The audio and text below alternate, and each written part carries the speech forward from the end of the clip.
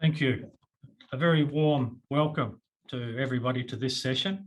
My name is Sean O'Sullivan and I lead the Pacific Region Infrastructure Facility Coordination Office, which is hosting this Clean Energy Roundtable coordination session on Regional Recycling Hub. And I understand this is the last one for the 7-day program. So last but not least. So thank you very much for joining us. Thanks also to SPREP for providing this opportunity to discuss Recycling Hub or Network proposal that PRIF is presently conducting a scoping study for, and also helping to coordinate. Allow me just to briefly introduce PRIF to those that may not know about us. The Pacific Region Infrastructure Facility is a multi-development partner coordination and technical assistance facility to support infrastructure development in the Pacific. We've been around for about 13 years and we're supporting 13 Pacific member countries. And there's also 8 development partners involved, and they are the Asian Development Bank, Australia, New Zealand, the United States, the European Union, the European Investment Bank, Japan, and the World Bank Group. So the whole idea is coordination and among those development partners for the benefit of infrastructure in the Pacific. Now, PRIF has very active infrastructure working groups where the development partner staff, the technical people, they meet regularly to share their work and what their programs are amongst the development partners, collaborate, coordinate the assistance they're providing to the Pacific. And basically today's session is really under the auspices of PRIF's Urban Development Working Group. And I'll tell you a little bit more about that as I introduce the chair. PRIF also has a TA program, which covers infrastructure planning and management in the Pacific. And this supports both the partner and the member country activities. And the Recycling Network scoping study, which we will be discussing today, is financed out of PRIF's TA program. So let me now just introduce the chair of today's session and also the chair of PRIF's Urban Development Working Group, Ms. Jingmin Wang. Jingmin is the Director of the Urban Development and Water Division in the Pacific Department of the Asian Development Bank. And she holds a doctorate degree in water science from Oxford University and also degrees in industrial economics and environment engineering. And she's had 30-year experience and the last 13 years with the Asian Development Bank in fields of urban planning, water, wastewater, and solid waste management and project development. So without further ado, I'd like to hand over to the chair of today's session, Jingmin Wang. Thank you. Thanks, Jingmin. Thank you, Sean. Very happy to see all of you, even if it's just online. Good morning, good afternoon, and good evening. We're really very happy to have this session because we have quite a lot of participants here. Could I just ask everyone to put your name and also organizations in the chat box so we can welcome everyone to join this session. We are really happy to hold this PRIF Urban Development Sector Group meeting together with the third Clean Pacific Roundtable meeting. We all know that the COP26, which just finished, the climate change is a hot topic everywhere. We really need to address it properly. And then we all know that the solid waste and the landfills play a very important role in the carbon emissions, specifically the landfills. So it's a very timely meeting to discuss the recycling. And then in Pacific, if the only way we can do recycling is to see how we can set up a regional recycling network. So we really look forward to this discussion. And now let me see all these participants. Thank you for putting your names and organizations. Let me see. Okay, we can see people from all around the world, from New Zealand, SPRIF, of course, Yeah, also from consulting group. Okay, all very good. So we look forward to the discussion. Please also put your questions in the chat box. We would make a record of all the people who have put your names and institutions in the chat box, and then we would contact you later if you want. So now I would ask the study. We can start the introduction of the study, the Pacific Regional Recycling Network scoping study. Please, I hand it to Lorena first to have some housekeeping. Thank you. Thank you, Jingmin, and thank you, Sean, for the introduction, and welcome everyone. My name is Lorena Estigarribia, and I am the PRIF project officer responsible for the implementation of this exciting study, the Recycling Network Scoping Study. So I will give you just a brief background on these technical assistance. So in collaboration with PRIF, we began our work to assess the potential for a regional recycling network back in 2017, when we conducted a study that analyzed the material flows of import and exports across Pacific countries. The key finding of this report was that based on annual import and export data for the 15 recyclable materials, approximately 4.7 million tons are imported annually into the region, with only 1 million tons being exported. So there is a large proportion of the imported materials that should be available for recovery and recycling.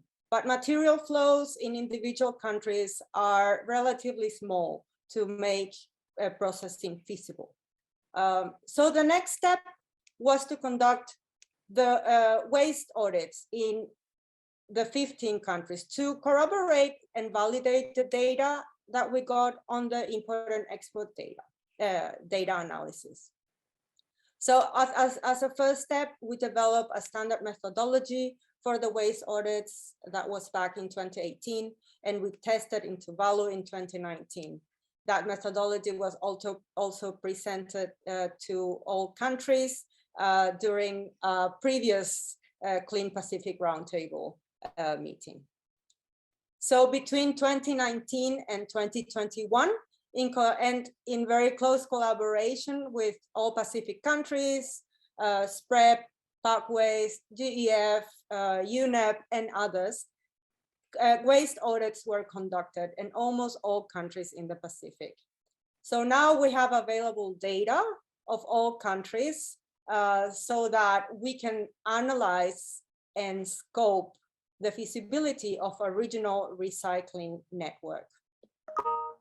So the objective of this CA is to identify options for a Pacific regional recycling network and produce a pre-feasibility assessment of the most favorable option. So today with us is Stuart Williams. He's the team leader for the PRIF Regional Recycling Center scoping study, which started just a couple of weeks ago on November 8th. So he's tasked to lead a team of experts from COWI and Marine Plastic Solutions and develop this important study for the whole Pacific region. Thank you. Over to you, Stuart. Okay, thank you very much for the introduction, Lorena. Hello, everyone, friends from the Pacific, from the different donors and from the waste industry. I've got a bit of a presentation to give you today that we'll run through. Hopefully it just takes about 20 minutes and we leave time for questions then. And yeah, it makes use of these great studies that have recently been done, and hopefully also makes use of the collective information from everyone who's been working on this problem. I saw some of the presentations from the waste associations, and so really we'll be looking to tap into a lot of that and try to come up with some solutions. So let me pull up the presentation.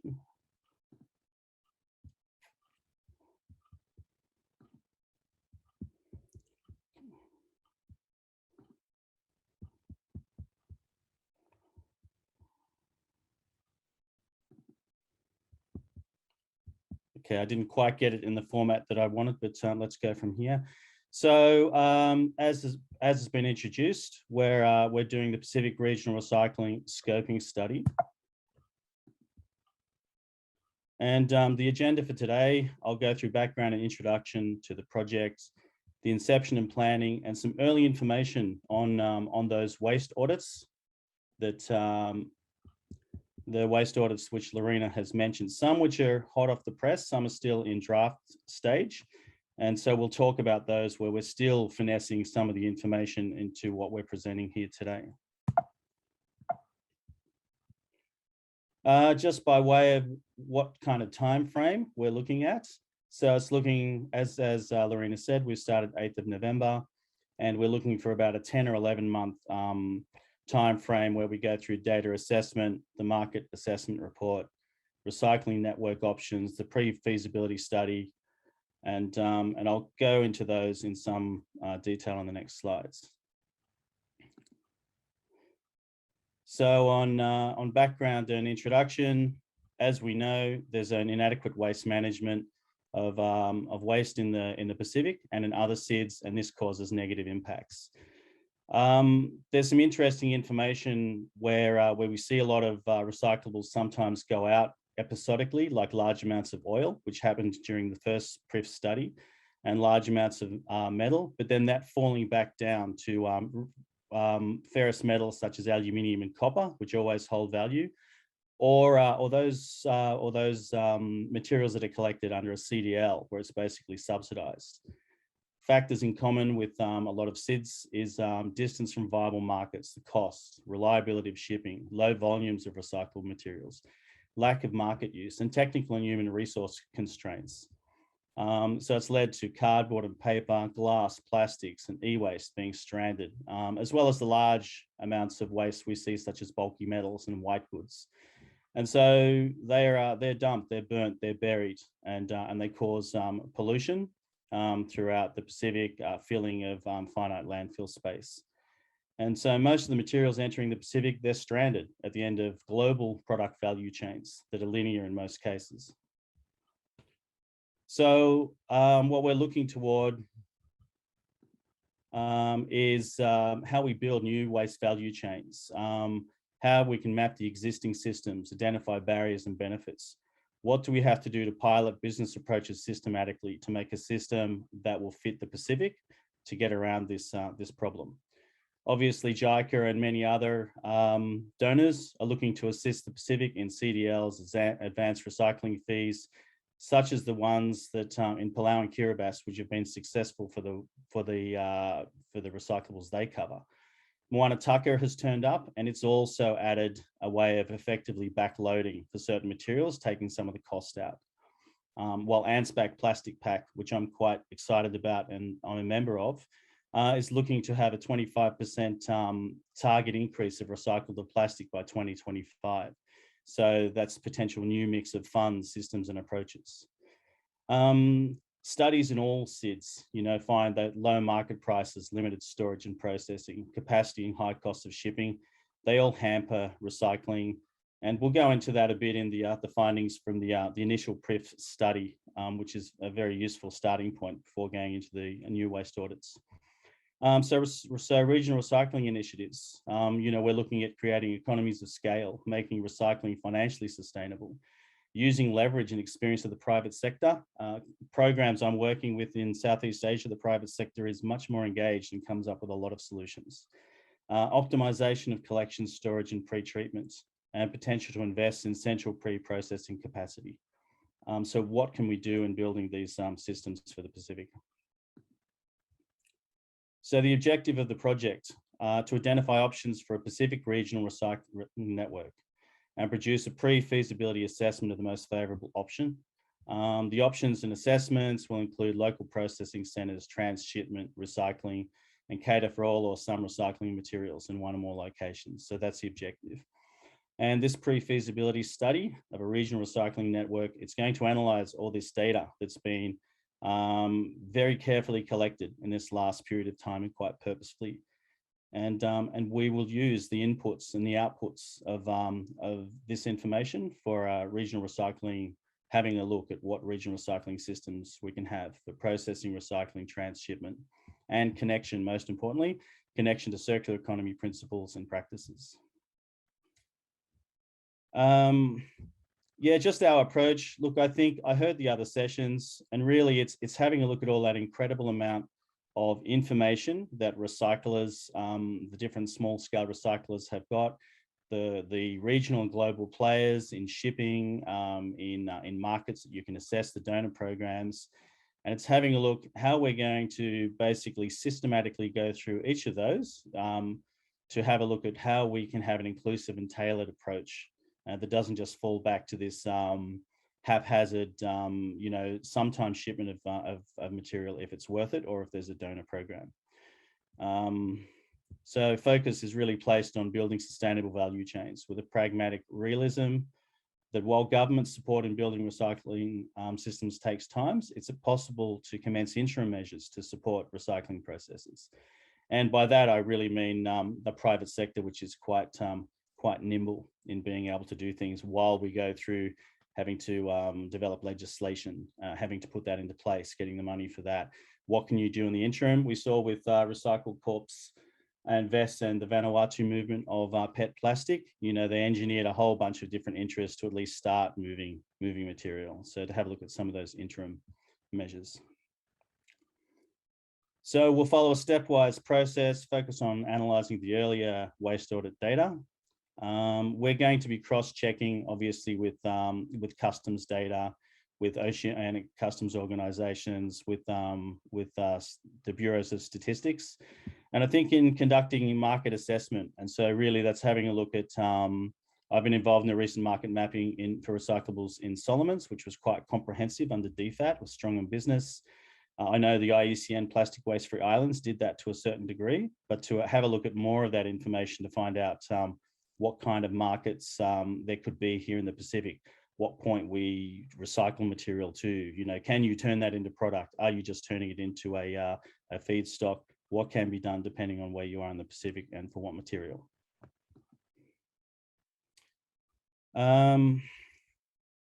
Yeah, so the expected outputs, further information on the capability of the private sector and government, how the recycling business support from global packaging companies can be gathered by the national counterparts, how we cross-reference this with business in Australia, New Zealand, and Asia to compare business cases, the suitability of recycling endpoints, as I said, and the markets. Markets are rapidly changing.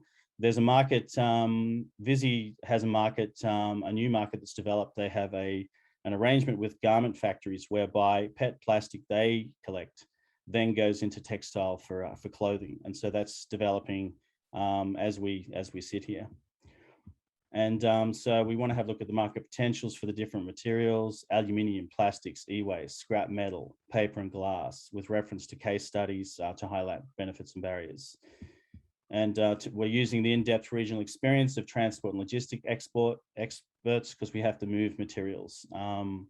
What are the routes? You know, how much will it cost? Is there other potential for backstopping? Moana Taka does not cover all routes. Tuvalu, we recently moved material and that got caught there and it was very expensive to get rid of. So this in turn will be mapped against the emerging markets and so and different potential products. The expected project outputs, concrete and realistic options for regional recycling in the Pacific based on contemporary information. And this all needs to be all tested back with all of you in the Pacific, everyone who's involved in this area, so that we can have a look at what value chains for recycled material can be identified and sustained. Conception and planning, just very quickly. So we're in the data assessment inception phase at the moment. We have the kickoff and the review, and so we'll continue this at first.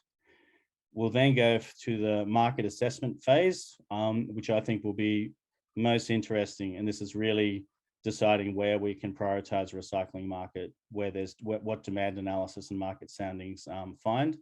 What are the different models we can use in the Pacific?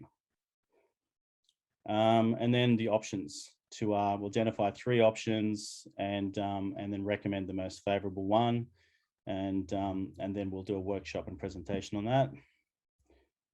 and then have a look at the technical, environmental, social, financial, and other factors, for a pre-feasibility study, going from enabling factors all the way to having then a roadmap by the end of this project. Just the only information from the waste audits. The 2017 study in 15, actually did more than 15 Pacific Island countries because it went to Guam and New Caledonia and elsewhere. As Lorena said, what it found was that at that time, based on the information they got, 4.7 million tons were found to be imported with only 1 million tons exported. And if you have a look at the study, it's mostly oil at that time.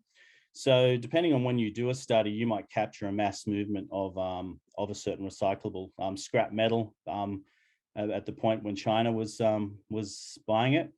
But when recyclables and commodity price are down, the amount of recyclables that move is very, very low.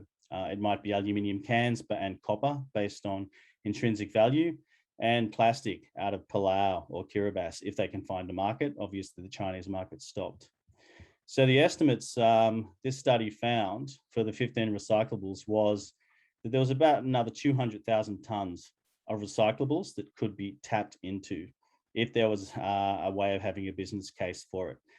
But it found the gross margins, the costs of collection, of exporting, of packaging, everything like that, meant that there's a deficiency of 22 million US dollars for moving that 200,000 tons. So the business case isn't working, and that's why it doesn't move. So it's what do you do about that business case? Now, this is a breakdown of the information that the 2017 PRIF study found. And just to let you know, the calculations are stronger for the top half of the screen: PET plastics, glass bottles, steel cans, aluminium. And when you get down to plastic bags, solar panels, end-of-life vehicle tires, scrap steel, some of that's not weighed and recorded so easily because it's scattered around. So this is the best information they've got. But what it does show, if you have a look at paper and cardboard, you've got 32,000 tons. Used oil, you've got 32,000 tons a year. Scrap steel, it's got 11,000 tons. End-of-life vehicles, you've got 27,000 tons. So they're big ticket items. And then when you're coming in with the more modest amount of traditional recyclables with glass bottles, steel cans, aluminium, and so on. Now, not surprisingly, usually population follows quantities of recyclables, but it depends if how good the data is. And we've now cross-referenced that to the current studies. So in relation to PET plastic bottles, and bear with us if you don't see in the blue, it's the 2017 study. In the light brown or caramel, it's what's been found from the current 13 country waste audits. And some of that information is still being processed.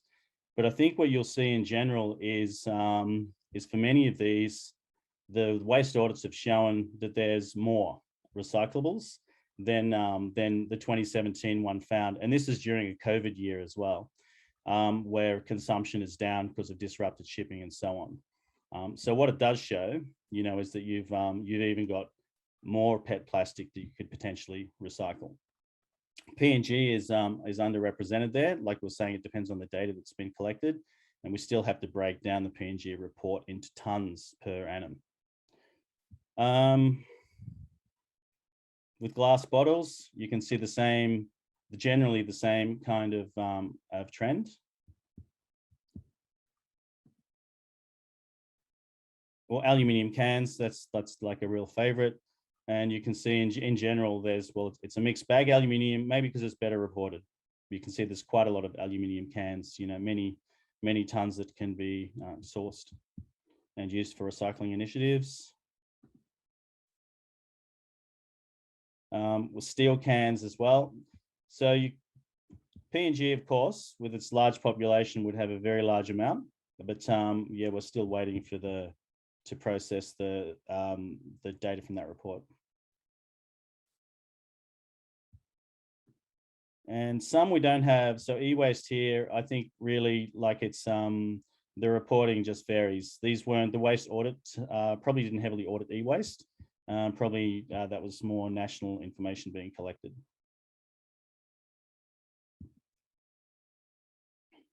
So anyway, this is, it's showing all of the various comparisons, so we can actually get some higher definition information, and then we can work out what you can actually recover, how much there potentially is, how much of this information can be used to show what catchments you might have, whether that's for a single country, whether it's for a group of countries that are near each other, whether it's ones that are well connected by shipping routes in relation to deciding maps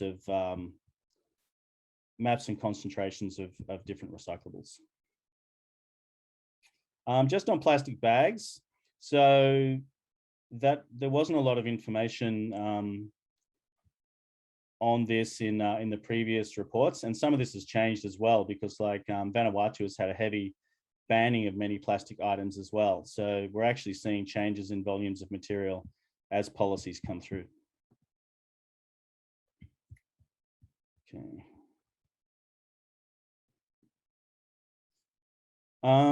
Just a bit of commentary in relation to the reason why you're not seeing some countries up there yet. Now, so some of these reports weren't done under the this common methodology that's been developed.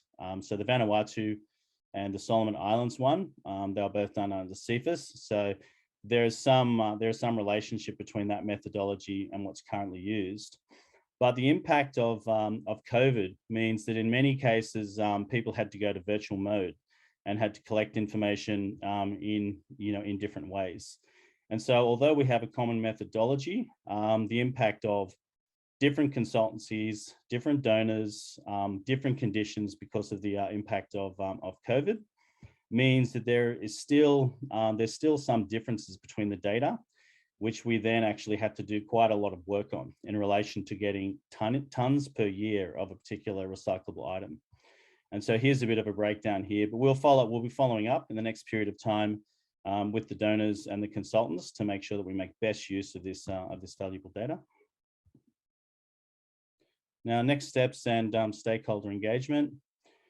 So the project, as Lorena said, we're at early days. We only just started on the 8th of November. So we'll be introducing ourselves through here today, through letter and email to the relevant government stakeholders. And this is not only stakeholders who are in departments of environment or in waste management sectors.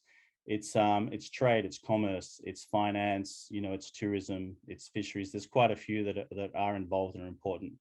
We'll do this via agreed focal points. We'll seek comment on projects and support in identifying measures, benefits and barriers.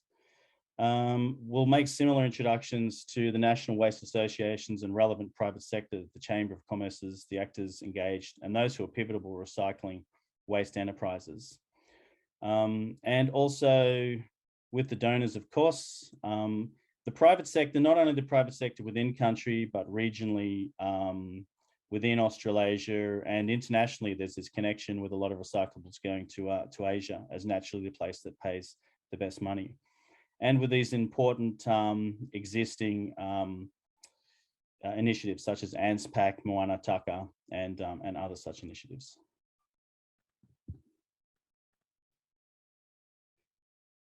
And I think that's just repeating itself.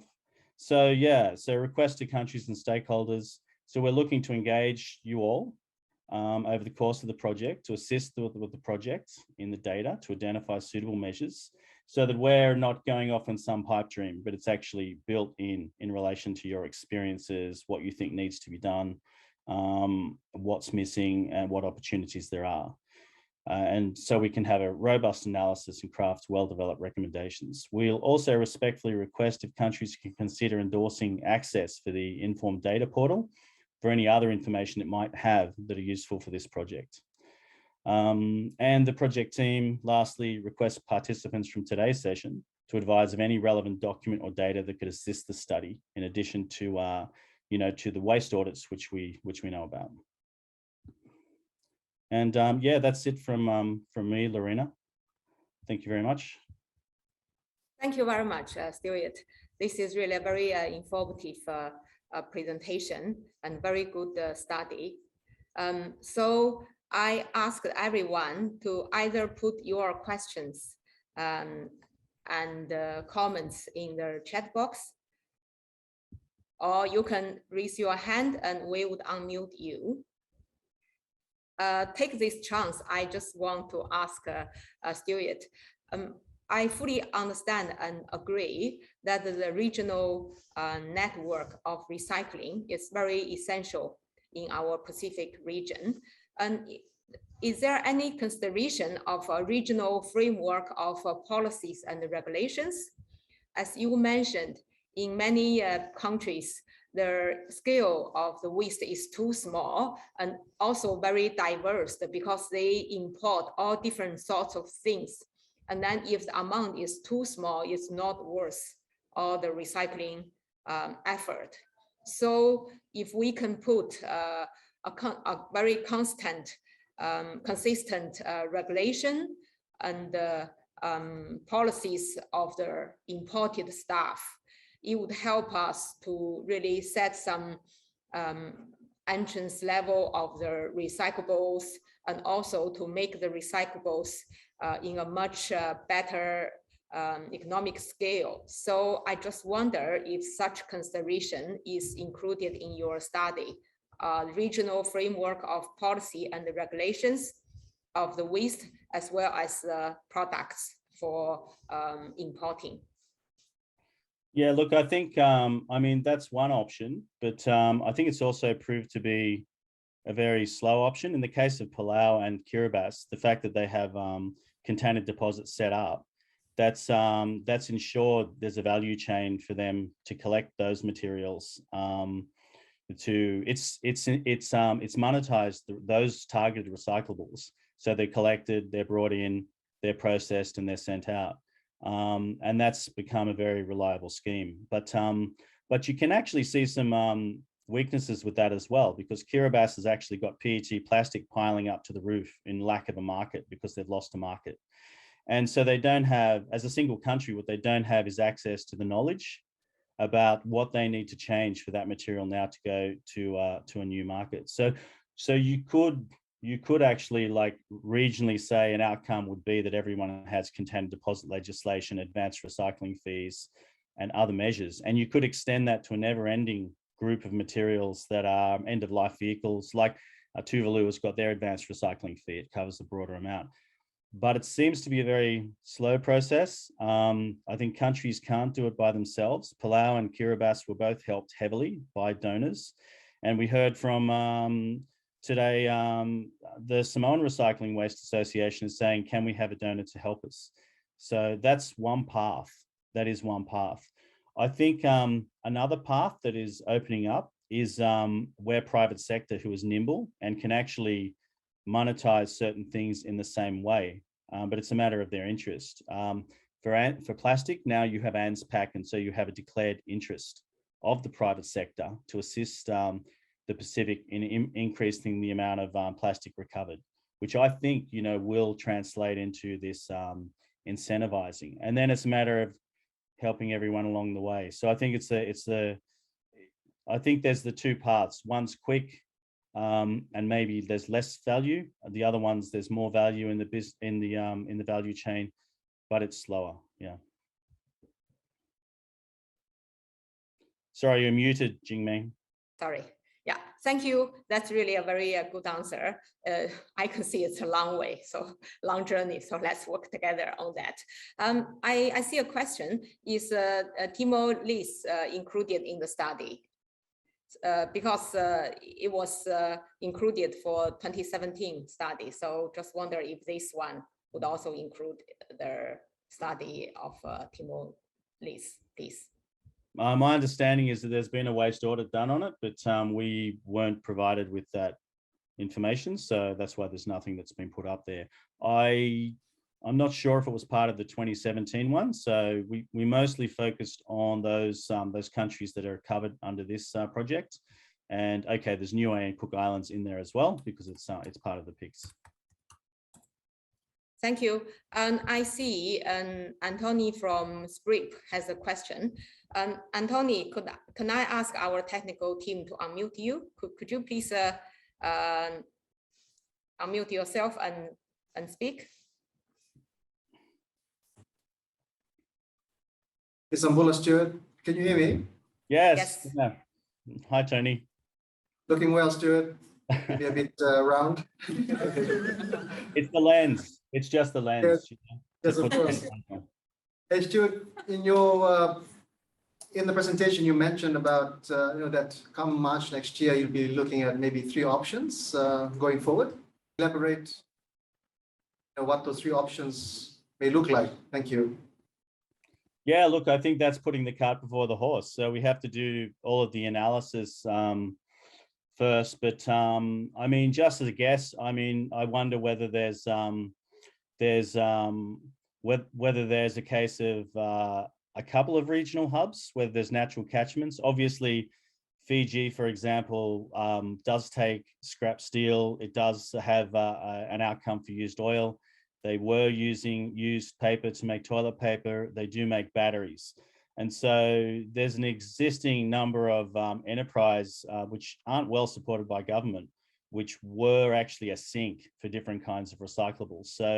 So I think through the study, it's a case of, are there natural areas that can act as points where recyclables can be directed? Is there a group? Are there different groups? Are there different orbits? PNG, Solomon's?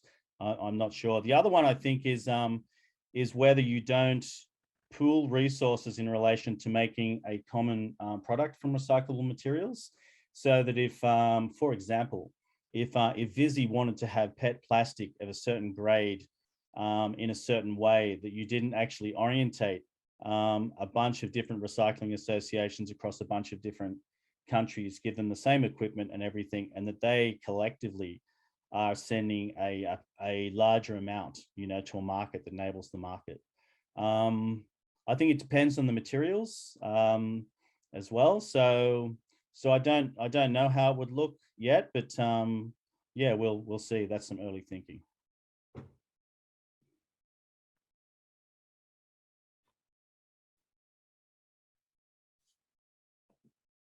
Thank you. Any other questions? Okay, I see Nigel Hall. Can I ask our technical team to unmute Nigel?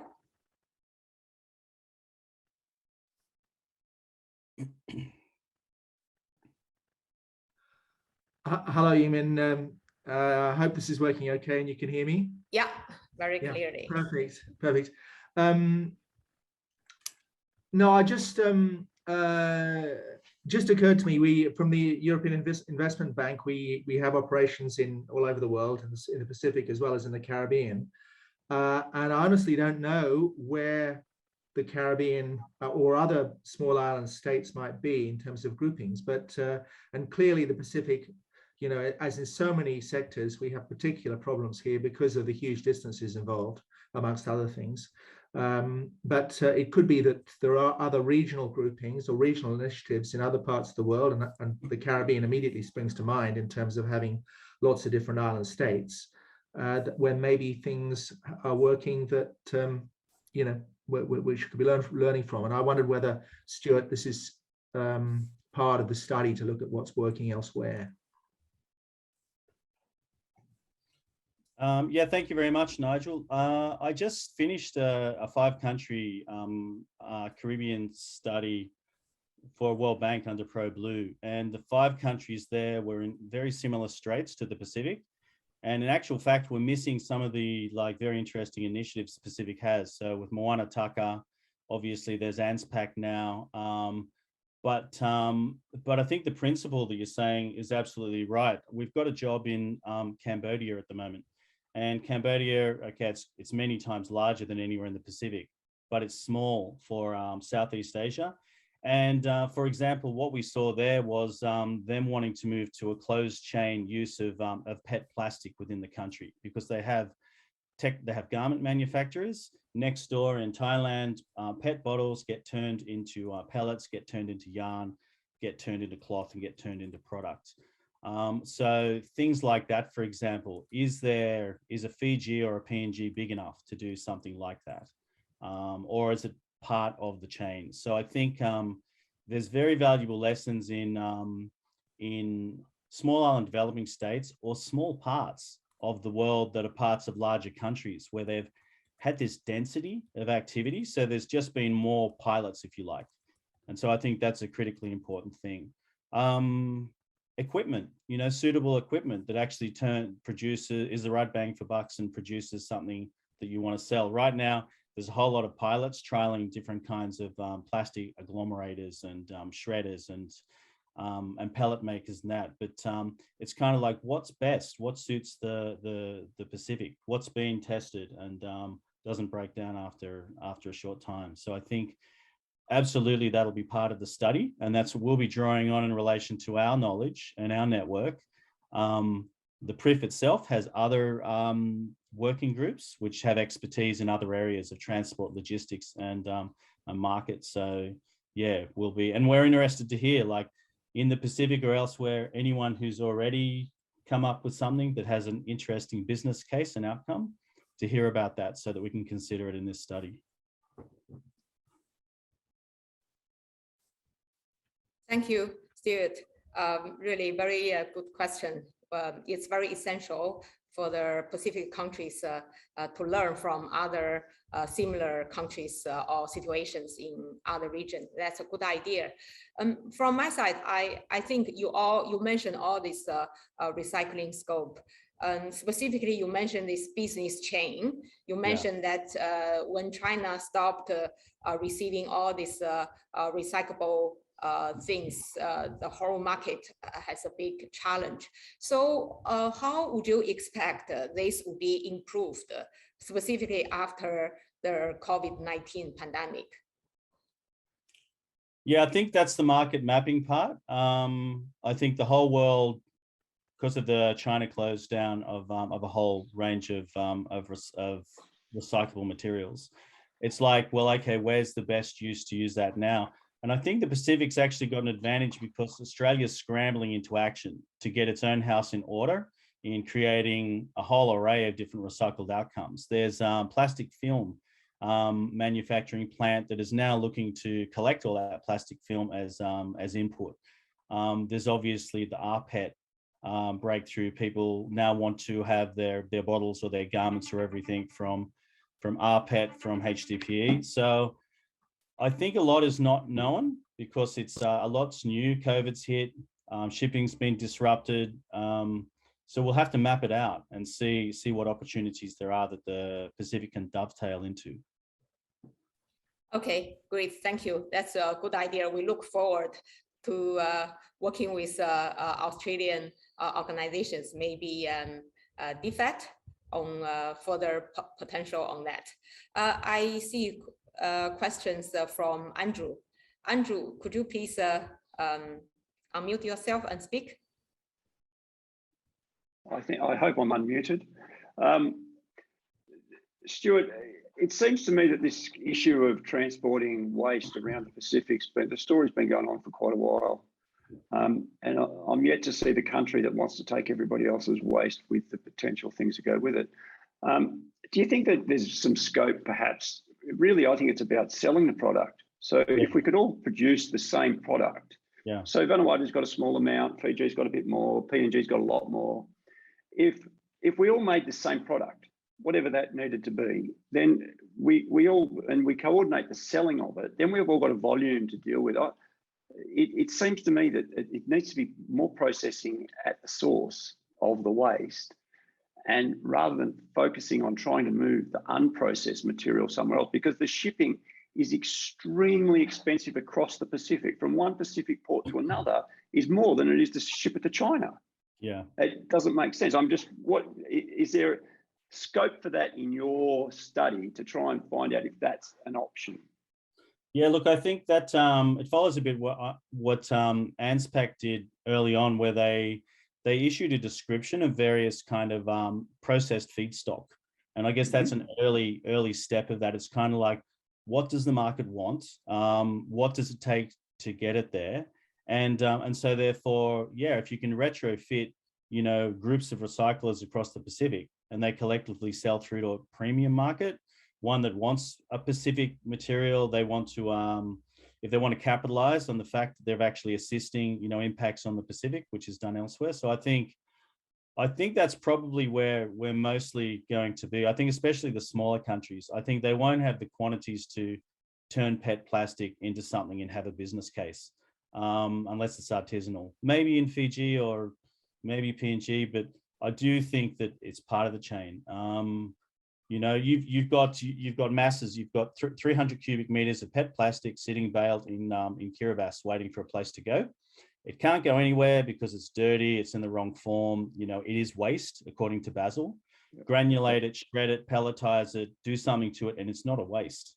And then hopefully you've increased density as well as value. So I agree absolutely. So, and then as we discussed before, for smaller amounts of specific plastics, whether your same system isn't turning that into something that you can use in a boutique way in your country, polypropylene and HDPE and the way. So we'll be looking a lot at that. Yeah. Thank you. Thank you, Andrew. Very good question. I just take the chance to ask a following up question. I suppose this is linked to the corporate social responsibility, how big companies or companies could also share the cost of their waste management. So is there any consideration of this corporate social responsibility in your study? For example, some you know, initial contact with these big companies, specifically for these soft drink companies. Any potential on that, or do you have any consideration to check with them if they have any idea on their waste recycling in Pacific? Yeah, look, I think that's the same as you have waste catchments. So I guess you have material catchments. So out of those 15 recyclables, you know, where do they all come from? And, you know, and who actually made money out of the value chain in them getting there? And then, so the most obvious one, obviously, we've got ANSPAC with the companies that have signed up to that, who've tacitly, you know, agreed to, well, not tacitly, explicitly agreed to support a 25% increase in plastics. So it's very early days. That only started in May, but I think that looks very interesting in relation to plastics. But I do wonder whether we couldn't emulate that across the other large scale products. For cardboard, especially for South Pacific, a lot is Vizzies. You know, so picking them off and deciding what groupings.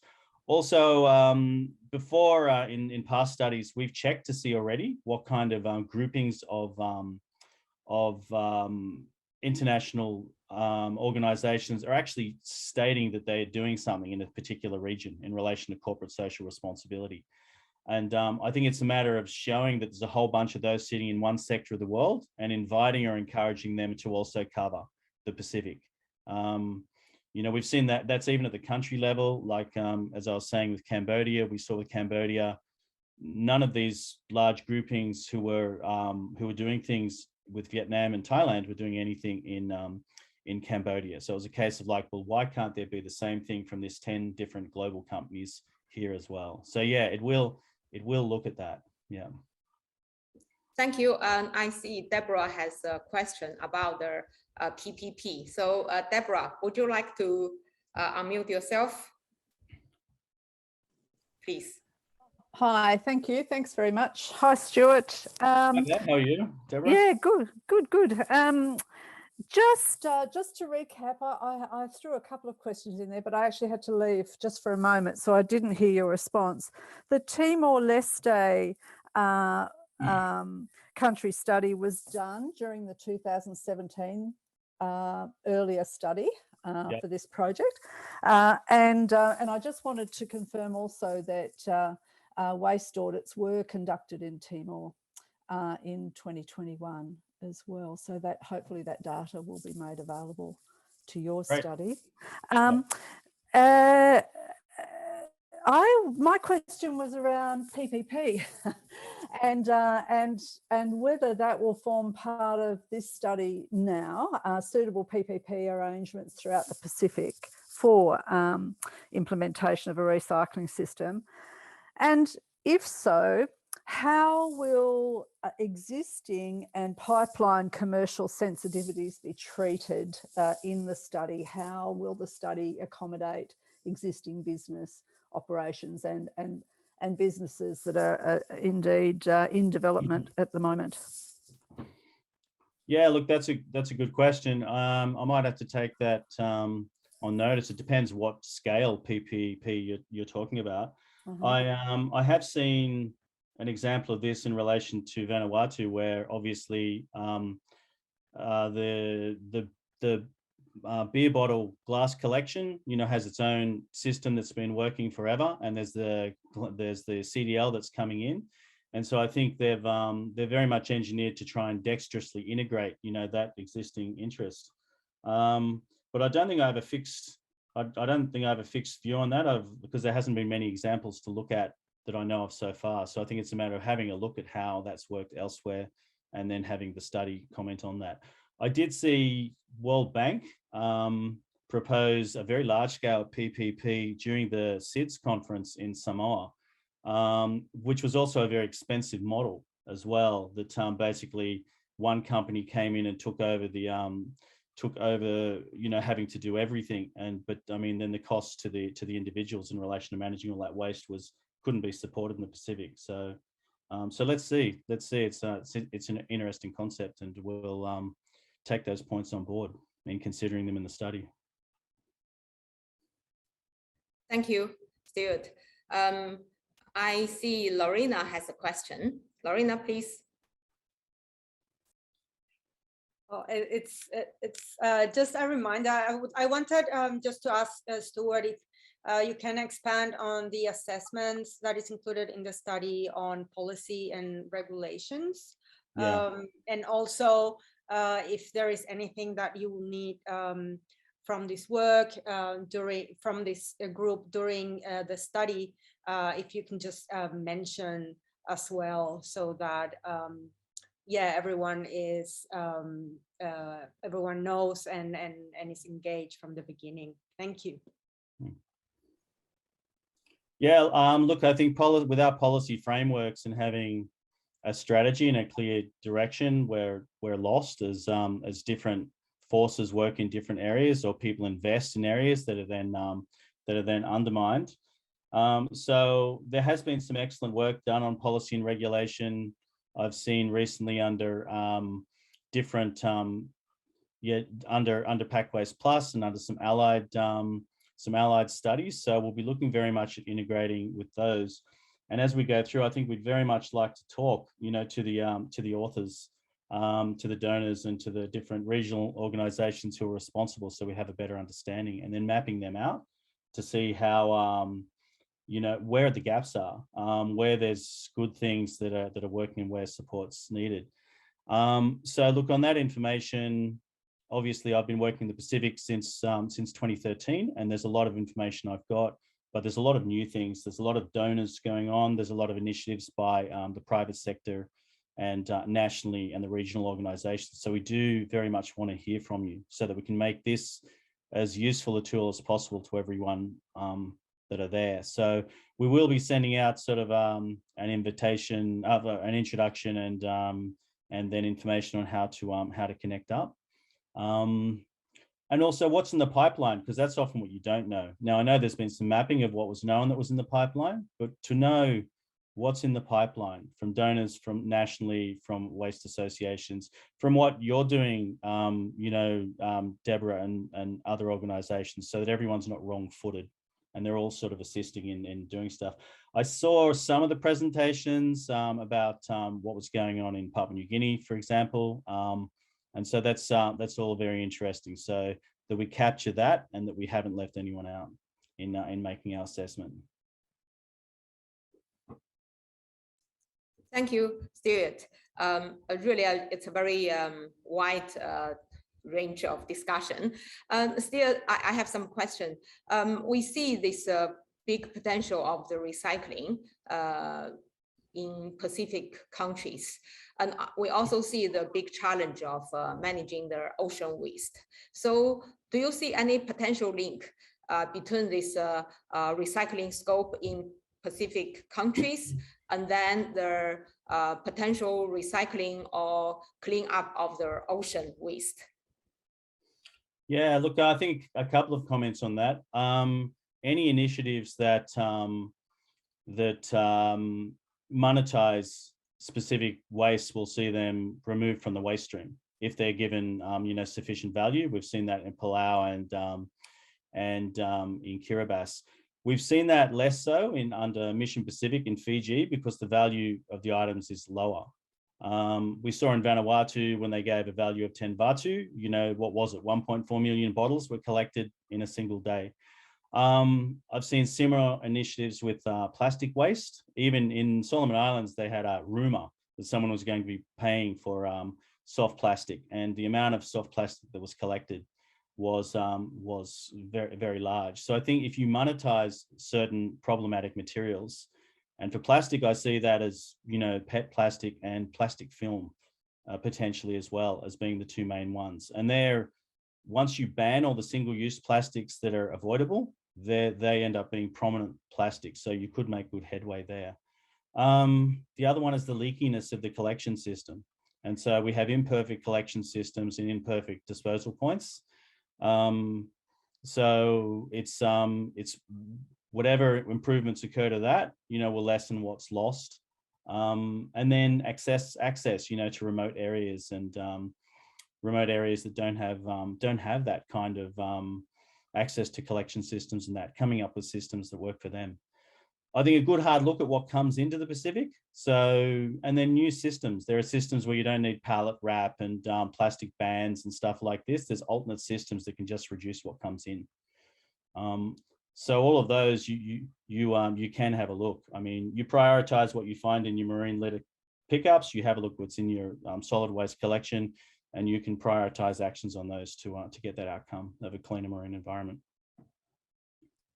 Thank you. It's really nice to see how this Pacific region study on this recycling would be linked to the ocean health initiative. I think that's a very big topic.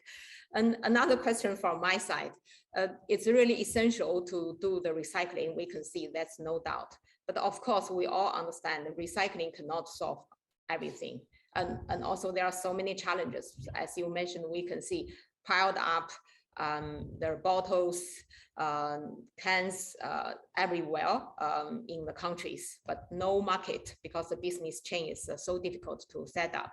So have you ever considered there should be some other method to reduce? Because anyway, the key thing for the solid waste management in the Pacific countries is to reduce the volume, because there is very limited land space.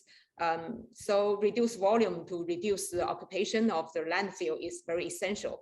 So have you ever considered such as this incineration to be used so we can reduce the volume efficiently? Because anyway, as I mentioned, recycling cannot solve all the issues. Yeah, look, I saw ADB has a grant with on eBay for a solid waste incinerator.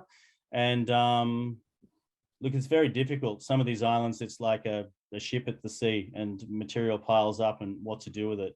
And it's very difficult. But I don't think incineration is very easy either, because I mean, the cost of the unit, the running of it, for small populations and their ability to technically use it, I think it's very difficult. So I think watch the Maldives and watch eBay and see what happens with their solid waste incinerators. They still have 5 to 10% that's ash.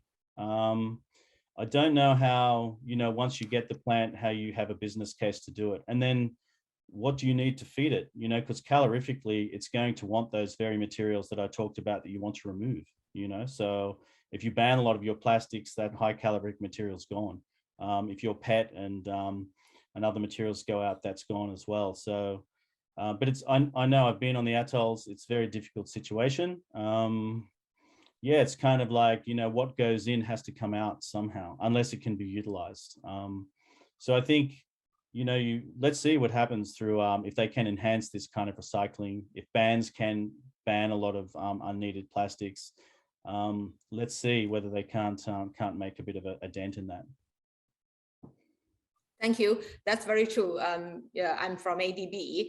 We are really doing this integrated solid waste management approach to manage the waste in Pacific region. Basically, our idea is to do the clean island and then clean oceans.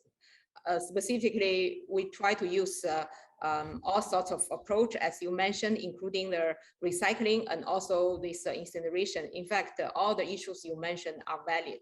And we are facing big challenges, how to also set up the business case to manage the incinerator, even it is built.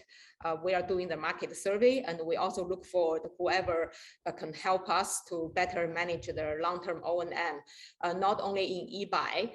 Now we also have solid waste management project in Majuro and also in Solomon, because they are all facing the big challenges. It's like a white elephant in the room.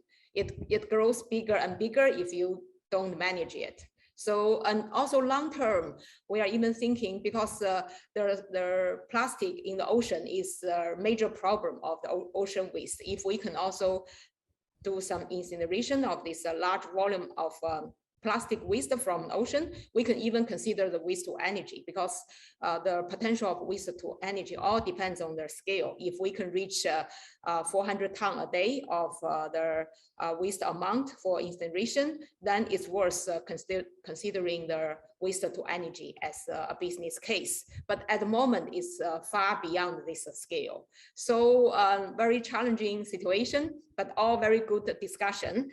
Maybe we have time to have 1 or 2 questions from this. It's called a technical facilitator. So, oh, okay, that's about this interpretation. Okay, so any other questions?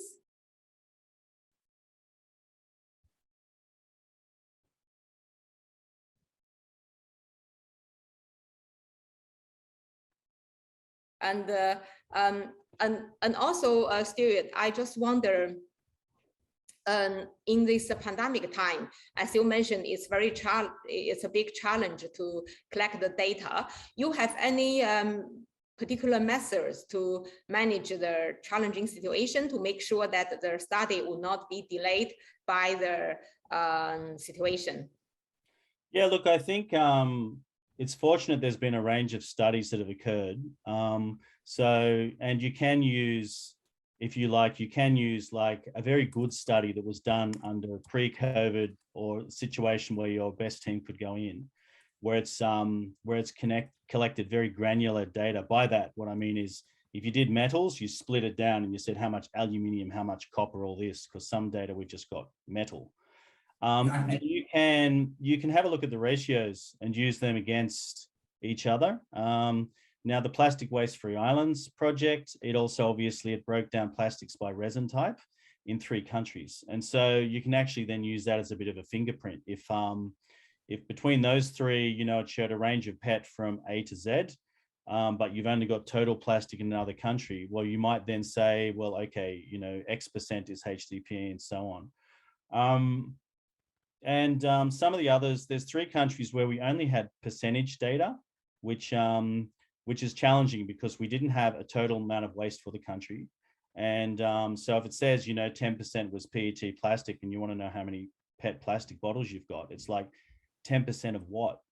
And so with that, you know, that's a bit more challenging, and we'll have to, I think, work with the auditor teams. They've probably got it in their notes. Even if we had per capita data, you know, we could do that. So there's different approaches. There's JICA's studies, which have been done, which we don't have yet, and we think they could add further information. And there's really high resolution studies done by World Bank on World Bank what a waste to, based on economic factors. So that's the way. The table I showed, it had a bit of a breakdown of how we kind of manipulated data and showed how we did it, so that we can get we can get tons per year per item. And then we can plug that into what that means in a recycling scenario for a specific material. Thank you, Stuart. I see Spree raise their hand. Please, you can ask. Please be brief. We are almost finishing. Thank you. Thank you, Jinming. This is probably a question to PRIF, maybe on behalf of a couple of participants from the countries. We had some of the sentiments shared earlier during a session with the Recycling Association. What happens after this study? So we know this study will show us, give us some data, some information, 3 options. What if the study proves that it is indeed viable? What happens after that?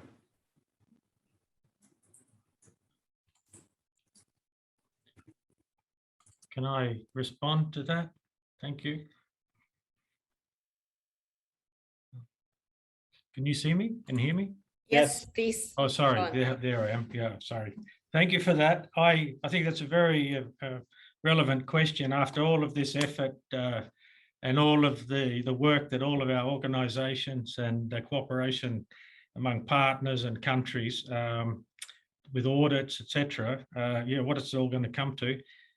Stewart's mandate really is to flesh out some options to consider, and I think the idea is to identify, one proposal that may have one or more recycling proposals within it, I think.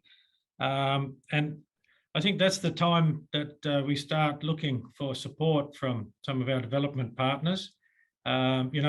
It's actually, he has to do some pre-feasibility work, so it would really flesh that particular most favoured option out that we've all selected.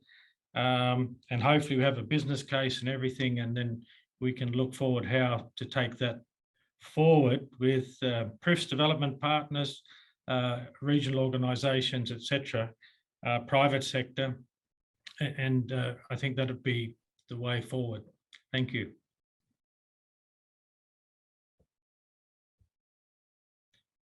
Maybe Thank you. ADB would be interested. Sorry. Yes. Thank you.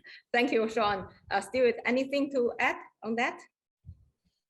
Yeah, look, I suppose you already mentioned the fact that there's 3 large ADB grants right now. So, you have the one in eBay in Nauru, the one that's just been advertised for Solomon. So I think, I think they're more substantial amounts of money and study done at the national level. So, yeah, I would be thinking, or at least hoping that that outcomes from this could be used to then inform those longer term, larger studies that are underway at the moment. Yeah, and I envisage that there'll be more. I saw World Bank Pro Blue is heavily moving in elsewhere in the world. I think they very much intend to invest in the Pacific in the same way that they're doing globally, really, in Asia and Caribbean and elsewhere. So I think they're sitting in the wings in relation to deciding how to invest. Could I just add that I should have added that there's a great deal of interest in this, actually. I've heard from a number of partners, looking at PPP and all sorts of potential options. I know, and you mentioned the World Bank and others, there's a great deal of interest from the development partners in this. So it certainly that would be the next stage. Thank you.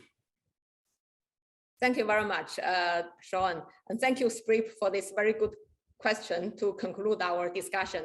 And thank you, Stuart, for a good presentation and sharing all this information with us. As Sean mentioned, this is a very hot topic, specifically under this climate change big impact. We really need to manage that. So now it's coming to the end of our discussion. Can I just quickly go through our PRIF members, if they have any other business? Defect, anything from you want to add? I just go through very quickly. Raise your hand if you want to add anything or any comments, any information you want to share. So nothing from Defect. EIB, EU, IFC, JICA, OBA, New Zealand, ANFAT. Any comments, observations? Nothing? Nothing from us, but thanks for the interesting presentation. Thank you for joining. And I enjoyed it. Thanks. United States, any comments, observations? From World Bank? Okay, that's all. Thank you. Maybe I can, thank you very much. So maybe I can hand it to Lorena. You want to say anything, Sean? Or we can conclude our session? I was wondering if we can all tune on our camera so we can take a very nice photo. Yes, good idea. Please turn on the camera and we can have a nice photo. Oh, that's lovely. Thank you so much to all the participants. Of course, first to Stewart, very good discussion and sharing of the knowledge. Let's moving forward. It's a long journey. Let's moving forward. Thank you so much.